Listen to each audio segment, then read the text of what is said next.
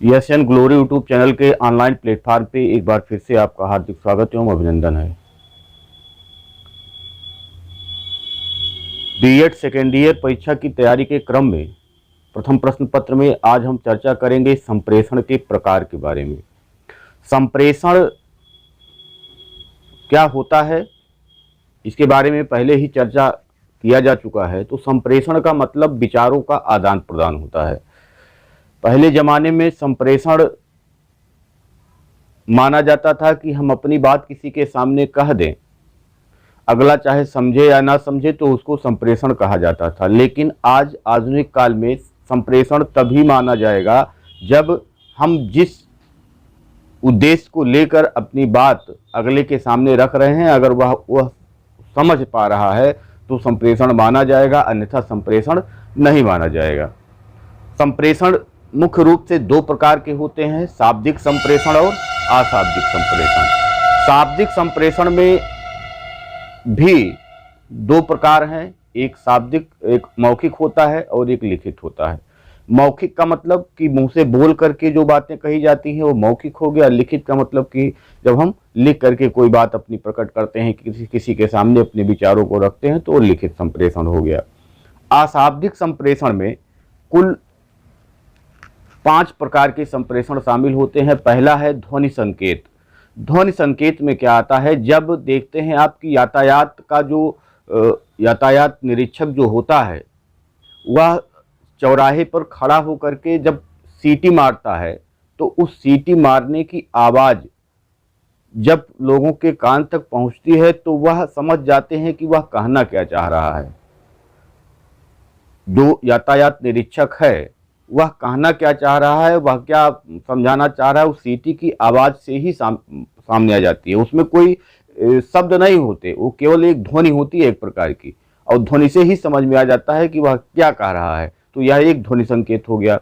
दृष्टि संकेत का मतलब कि जब हम किसी को इशारा करके बुलाते हैं या वापस जाने के लिए कहते हैं, मारने के लिए कहते हैं, ये सारी चीज़ें, तो दृष्टि संकेत मतलब हम दिखा करके जो ऐसे इशारा में हमने कह दिया अगला समझ गया, ये सारी चीज़ें दृष्टि संकेत में आ गई। स्पर्श संकेत का मतलब कि हम किसी के सर पे हाथ रखते हैं, किसी के पीठ पे हाथ रखते हैं, किसी के अन्य जगह पे शरीर पे कहीं हाथ रखते हैं, तो उससे भी वह कहना क्या चाहता है। शाबाशी देते हैं तो किस प्रकार से शाबाशी देते हैं, या माता अपने पुत्र को जब ममतत्व दिखाती है तो वह किस प्रकार से स्पर्श करती है, तो उसका बच्चा समझ जाता है कि माँ हमसे प्यार कर रही है।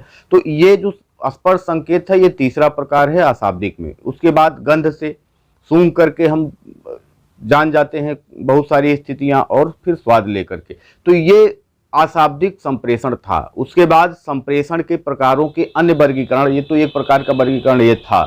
अन्य वर्गीकरण की अगर हम चर्चा करें तो जब हम संप्रेषक व संप्रेषी के मध्य संबंधों के आधार पर चर्चा अगर हम करें तो दो प्रकार का संप्रेषण होता है, एक औपचारिक और एक अनौपचारिक। औपचारिक संप्रेषण क्या होता है, औपचारिक संप्रेषण में जब वाद विवाद या बातचीत किया जाता है, एक दूसरे के विचारों का आदान प्रदान किया जाता है, लेकिन समय दे करके पहले से ही वो एक योजना बना करके किया जाता है, तो वो औपचारिक संप्रेषण होता है। लेकिन यदि ऐसे कहीं आते जाते हम किसी से मुलाकात होती है और बातचीत हो जाती है तो वो अनौपचारिक संप्रेषण में आता है। संचार प्रवाह के आधार पर 3 प्रकार के संप्रेषण होते हैं। संचार प्रवाह के आधार पर 3 प्रकार के संप्रेषण, जैसे अगर किसी ऑफिस में संप्रेषण को आप देखेंगे तो वहाँ पे भी 3 प्रकार के संप्रेषण आपको मिलेंगे। किसी भी ऑफिस में, किसी भी कार्यालय में तीनों प्रकार के संप्रेषण आपको दिखाई देंगे। सबसे पहले अधोगामी संप्रेषण का मतलब एक उच्च अधिकारी अपने नीचे वाले कर्मचारी को कुछ आदेश देता है, कुछ बातचीत करता है, तो ये क्या हो गया, अधोगामी। यानी इसका डायरेक्शन कहाँ है, अधिकारी जो है अपने कर्मचारी से ऊपर से नीचे की तरफ, तो ये अधोगामी संप्रेषण हो गया। ऊर्ध्वगामी का मतलब अगर कर्मचारी अपने अधिकारी से कुछ कह रहा है, कोई शिकायत कर रहा है, कोई बात कर रहा है, तो ये क्या हो गया, ऊर्ध्वगामी हो गया, नीचे से ऊपर की तरफ जा रहा है। और उसके बाद समतल का मतलब एक कर्मचारी से, एक अधिकारी से जब संप्रेषण करता है तो इस प्रकार के संप्रेषण को हम समतल संप्रेषण कहते हैं या क्षैतिज संप्रेषण कहते हैं। उसके बाद व्यक्ति संख्या के आधार पे वैयक्तिक हो सकता है। वैयक्तिक का मतलब अकेले अकेले जब बातचीत किया जाता है तो वैयक्तिक हो गया। समूह का मतलब कुछ 10 20 50 लोग जहाँ इकट्ठे हुए हैं तो वहां पे जो संप्रेषण होता है, जैसे क्लासरूम का संप्रेषण, वो सामूहिक संप्रेषण हो गया। उसके बाद जब जनसंचार होगा तो ये पूरे वर्ल्ड में एक साथ, जब आप सोशल मीडिया का इस्तेमाल करते हैं, जब आप फेसबुक का इस्तेमाल करके कुछ बोलते हैं, जब आप यूट्यूब का इस्तेमाल करके कुछ बोलते हैं, तो ये पूरे संसार में जाता है, पूरी दुनिया में जाता है, तो ये जनसंचार कहा जाता है। तो व्यक्तियों की संख्या के आधार पर 3 प्रकार के संप्रेषण, वैयक्तिक, समूह और जनसंचार, ये होते हैं। इसके आगे माध्यम के आधार पे अगर हम देखें तो 3 प्रकार, लिखित, मौखिक और दृश्य होता है। और क्षेत्र के आधार पे अगर देखें तो एक क्षेत्र के अंदर जब होगा तो आंतरिक संप्रेषण होगा, और क्षेत्र के बाहर जब होगा तो बाह्य संप्रेषण होगा। इस प्रकार से ये 5 प्रकार का वर्गीकरण, और एक जो पहले था शाब्दिक और अशाब्दिक, शाब्दिक में 2, लिखित और मौखिक, और अशाब्दिक में 5।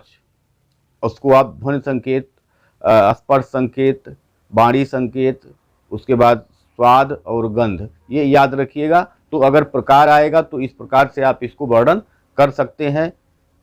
आज के लिए इतना ही, धन्यवाद।